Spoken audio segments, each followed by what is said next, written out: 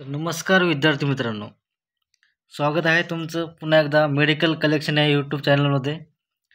तर या व्हिडिओमध्ये आपण फार्मॅकोलॉजी ह्या सब्जेक्टला स्टार्ट करूया आणि आपण आता दररोज एक ड्रग असं कंटिन्यू चालू देऊयात. तर आजचा आपला ड्रग आहे बघा पॅरासिटामॉल. आपल्या सगळ्यांना माहीत असलेलं नाव म्हणजे पॅरासिटामॉल. ताप आली तर आपण सरळ जाऊन घेतो पॅरासिटामॉल आणि देतो. फर्स्ट बघा आता पॅरासिटामॉल. ओके, तर पॅरासिटामॉल हे त्याचं जेनरिक नेम आहे. ठीक आहे, paracetamol it is a generic name. आणि याचे खूप सारे ब्रँड्स आपल्याकडे अवेलेबल्स आहेत. तर त्याचे ब्रँड नेम्स कोणकोणते आहेत बघूया आपण.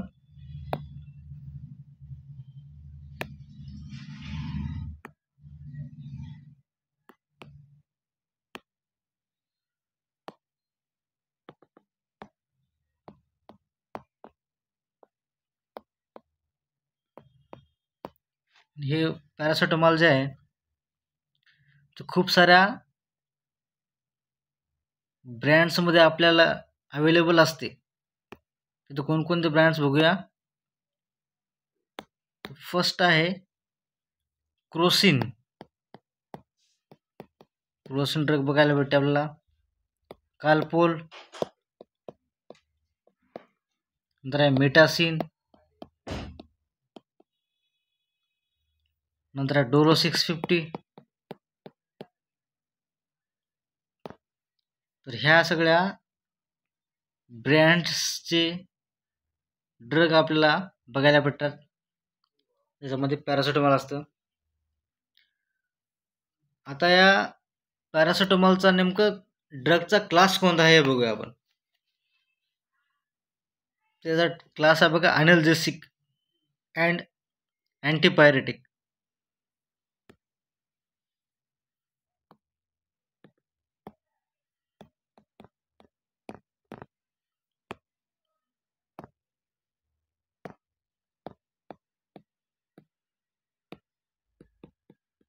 अनल्जेसिक अँड अँटीपायरेटिक.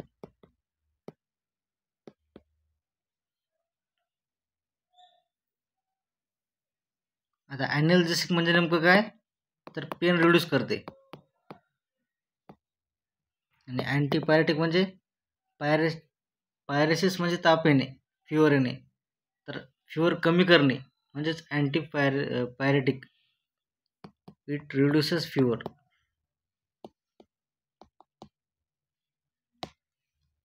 हे झाला क्लासबद्दल. आता नेक्स्ट बघू आपण याचं कॉमन रूट्स कोणकोणते आहेत पॅरासिटामॉल ॲडमिनिस्टर करण्याचे.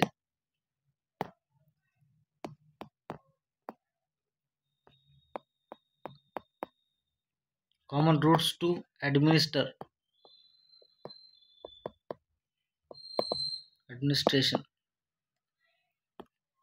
फर्स्ट आहे बघा ओरल घेतो आपण टॅबलेटच्या फॉर्ममध्ये. परत IV घेतो इंजेक्शनच्या फॉर्ममध्ये. आणि आपण रेक्टली सुद्धा हे ड्रग घेऊ शकतो. आता नेक्स्ट बघूया आपण याचं मेकॅनिझम ऑफ ॲक्शन कशी आहे. नेमकं फिवर कसं कमी करते, कशा प्रकारे पेन रिड्यूस करते. तर मेकॅनिझम ऑफ ॲक्शन.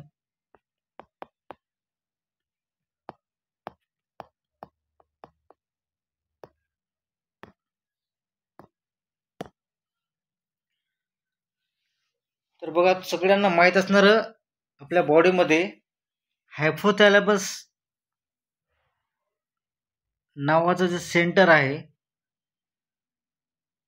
त्याला आपण हीट रेग्युलेटिंग सेंटर असं म्हणत असतो.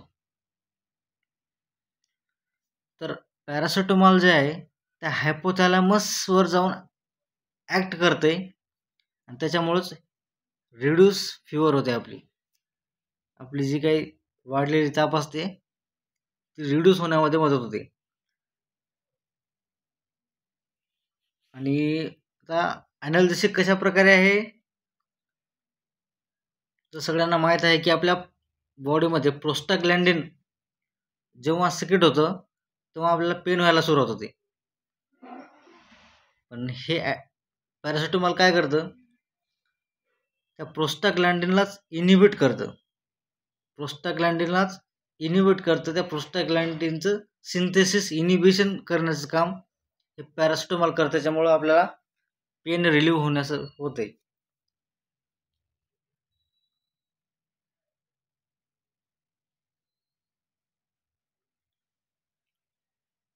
तर नेक्स्ट बघू आपण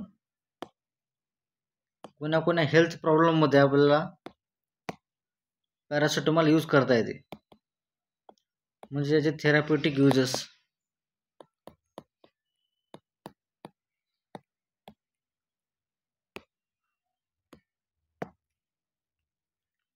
फर्स्ट आप पाहिलं की fever,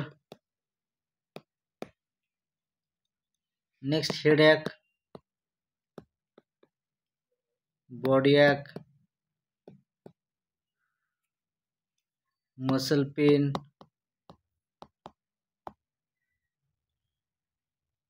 post surgical pen,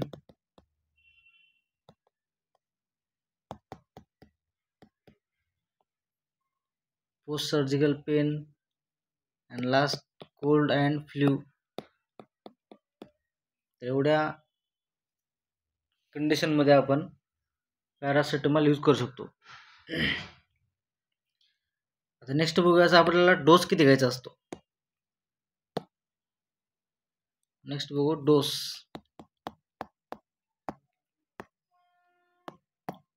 dose बघा, पहिल्यांदा बघू आपण ओरलचा किती.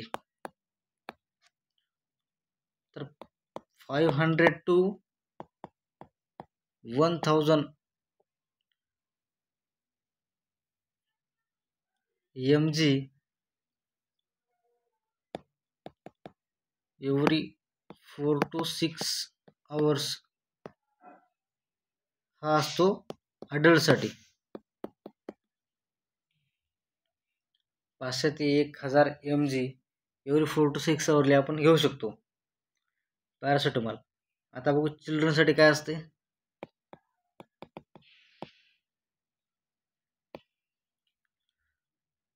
10 to 15 mg per kg every 4 to 6 hours. तर जेवढं वेट आहे आपल्या चाइल्डचं 1 किलोला 10 ते 15 mg ह्याप्रमाणे कॅल्क्युलेशन करून 4 to 6 आवरले आपण तेवढा डोस पॅरासिटामॉलचा देऊ शकतो. नेक्स्ट याचे आपण बघू साईड इफेक्ट्स काय होऊ शकतात.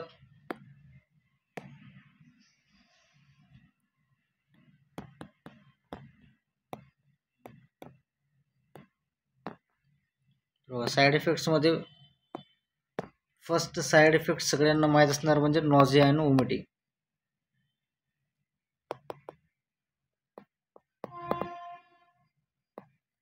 नॉझिया आणि वॉमिटिंग होऊ शकते, आपलं स्टमक अपसेट होऊ शकते. नेक्स्ट लिव्हर डॅमेज होऊ शकते, यालाच आपण म्हणतो हिपॅटोटॉक्सिसिटी.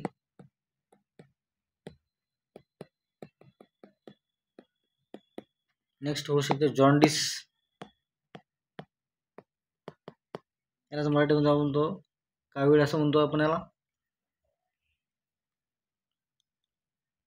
कन्फ्युजन होऊ शकते, वॉमिटिंग होऊ शकते, ॲब्डॉमिनल पेन सुद्धा होऊ शकतं. या सगळ्या गोष्टी साईड इफेक्ट्सच्या स्वरूपात आपल्याला पॅरासिटामॉलच्या दिसू शकतात. नेक्स्ट बघा कॉन्ट्राइंडिकेशन्स. कोणत्या कंडिशनमध्ये पॅरासिटामॉल टाळलं गेलं पाहिजे. तर बघू आपण कोणत्या कंडिशनमध्ये पॅरासिटामॉल देत नाहीत किंवा द्यायचं नाही आपण. तर फर्स्ट आहे लिव्हर डिसीज.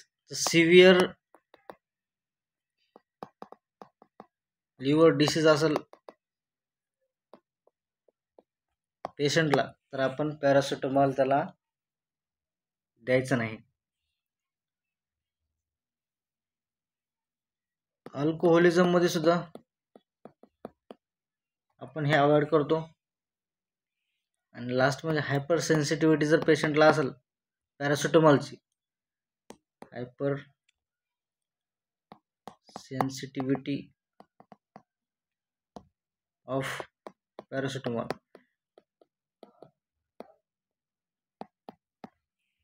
तर या सुद्धा कंडिशन मध्ये आपण पेशंटला पॅरासिटामॉल द्यायचे नसते. आता नेक्स्ट बघू नेमकं नर्सिंगची रिस्पॉन्सिबिलिटी काय आहे.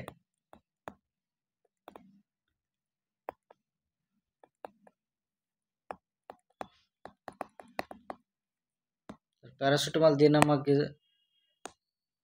नर्सिंगची रिस्पॉन्सिबिलिटी काय आहे. तर फर्स्ट आपली रिस्पॉन्सिबिलिटी आहे check temperature.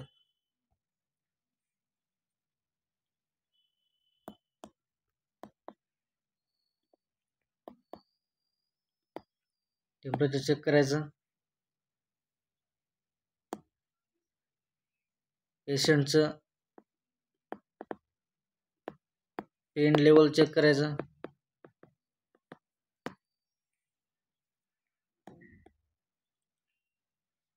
Liver function taste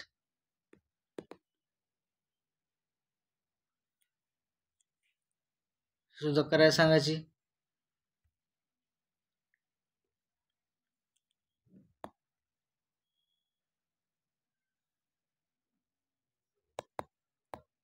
next monitor proper dosage schedule. डॉक्टरांनी ज्याप्रमाणे डोस दिलेला आहे ड्रगचा, तर एका दिवसामध्ये त्याचं प्रॉपर डिस्ट्रीब्युशन करणं, प्रॉपर शेड्यूल करणं ही सुद्धा नर्सची रिस्पॉन्सिबिलिटी आहे. नेक्स्ट बघा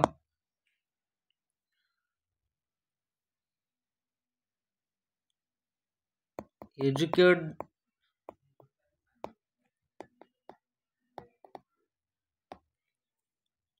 पेशंट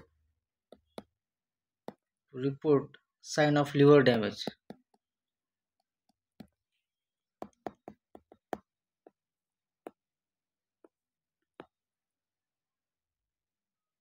म्हणजेच आपले नॉजिया, परत जॉन्डिस, डार्क युरिन, हे जे साईन आहेत ते आपल्या लिव्हर डॅमेज व्हायला याचे साईन आहेत. तर हे जे साईन दिसत असेल पेशंटला तर त्याची टॉक्झिसिटी होत आहे असं आपल्याला दिसून येते. तर पेशंटला आपण याच्याबद्दल एज्युकेट करणं हे सुद्धा एका नर्सची रिस्पॉन्सिबिलिटी असते.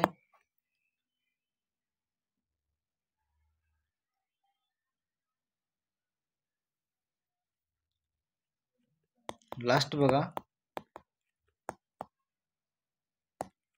Double check combination drugs.